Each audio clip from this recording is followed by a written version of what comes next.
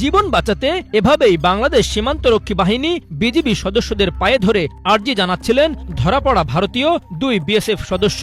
কয়েক মাস আগেও যে বিএসএফ এর সদস্যরা বাংলাদেশিদের গোনায় ধরত না, তারাই এখন সমীহ করা শুরু করেছে।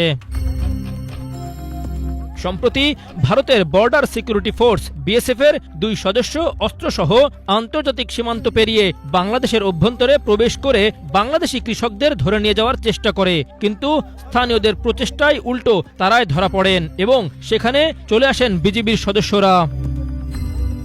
সাংবাদিক ও মানবাধিকার কর্মী জুলকারনাইন সায়ের খান তার ফেসবুক পেজে এই ঘটনার ফুটেজ প্রকাশ করেন। সেখানে বিস্তারিত লিখেছেন তিনি জানান, এ ঘটনা জানতে পেরেই দ্রুত তার সাথে ঘটনাস্থলের নিকটবর্তী ক্যাম্প থেকে বিজিবির সদস্যরা ছুটে আসেন। সায়ের জানান, সাধারণ জনতা ও বিজিবি সদস্যরা এভাবেই অস্ত্রসহ ধরে ফেলে 2 বিএসএফ জওয়ানকে। পরবর্তীতে ক্ষমা প্রার্থনা করায় যথাযথ প্রক্রিয়া অনুসরণ করে তাদের বিএসএফ কর্তৃপক্ষের কাছে হস্তান্তর করা হয়। এ ঘটনার একটি ভিডিও সামাজিক যোগাযোগ মাধ্যমে বেশ আলোচনা তৈরি করেছে। 5 আগস্ট ফ্যাসিস্ট শেখ হাসিনা পালানোর পর থেকে ভারতের চোখে চোখ রেখে কথা বলছে বাংলাদেশ সীমান্তরক্ষী বাহিনী। কোনো সীমান্তে আন্তর্জাতিক আইন লঙ্ঘন করে বাঁধ ও কাঁটাতারের বেড়া নির্মাণ করতে চেয়েছিল বিএসএফ, কিন্তু বিজিবির বাধায় তা করতে পারেনি।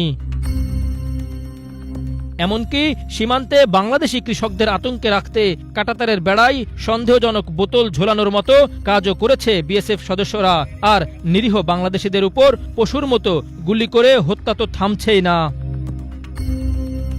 অন্যদিকে পাকিস্তান ও চীন সীমান্তে চরম চাপের মুখে রয়েছে ভারতীয় বাহিনীর সদস্যরা।